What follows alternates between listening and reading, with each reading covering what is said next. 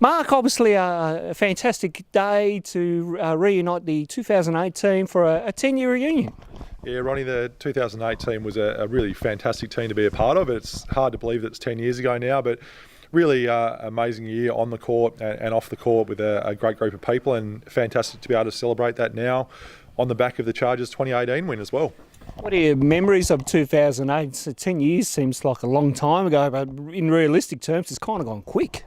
Yeah, well, I mean, my memories of 2008 were we started off a bit slow in that season, but really built up, strung some wins together. You know, crowd started to build down here at Newtown, and then had a really good run into the finals. So it was Chuck Long's first year, I think, in Hobart, and he really added a whole nother level of excitement, playing above the ring, alley-oops with Mark Banovic. So it was a really fun team to be a part of. And of course, obviously, a new coach, Mark Shivers, had departed after a very long tenure. So obviously, trying to get used to Dan, that would have been something different around that time. Yeah, it was Dan Krebs' first, and I believe it was his only year with the men's program before going on and being very successful with our Chargers women's program. But you know, Dan was great. You know, fantastic career as a player in the NBL, and you know, the style of play that he brought was really good. And again, a lot of it was managing that team. A lot of talent in there with Anthony Stewart and Mark Banovic, and I think the highlight for me was Banner's 29-point fourth quarter, I think it was, against Geelong in a knockout final, was a real you know, highlight for the season.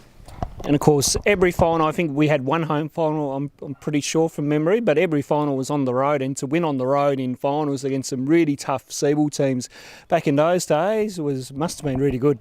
Yeah, well, it was really the start of, or continuation of, some great rivalries. You know, through the first decade of the Chargers, from down in Kingston, teams like Geelong and Frankston and Knox, who we ended up playing in the championship game. But to go through Geelong in a really dramatic finish at the end, and then to beat Frankston, and then closing out the inaugural SEABL Championship against Knox was a really good effort, and quite fitting, I think, that the Chargers won the first and the last of the formal SEABL Championships. And of course, obviously winning the SEABL Championship, you went on to the ABA weekend and took on Melbourne Tigers and the Rockhampton Rockets, I think they're called, and that would have been an experience for sure. Yeah, it was, and I think it's always hard when you go through a conference and play through the SEABL where there's great crowds and there's home support, and that ABA weekend was always a little challenging because it's a neutral venue, but we had a good win against Melbourne Tigers, and then just couldn't execute probably enough down the stretch in the fourth quarter in that championship game. So again, all really great experiences, but that SEABL Championship is certainly something we all hold really closely and dear.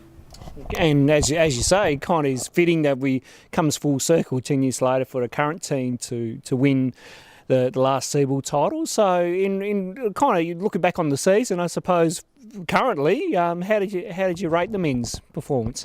Yeah, the men's had a really fantastic season, and a lot of talent in that team. Introducing Trey Nichols to Hobart, and he added a whole new element of that guy that can get things done in the clutch.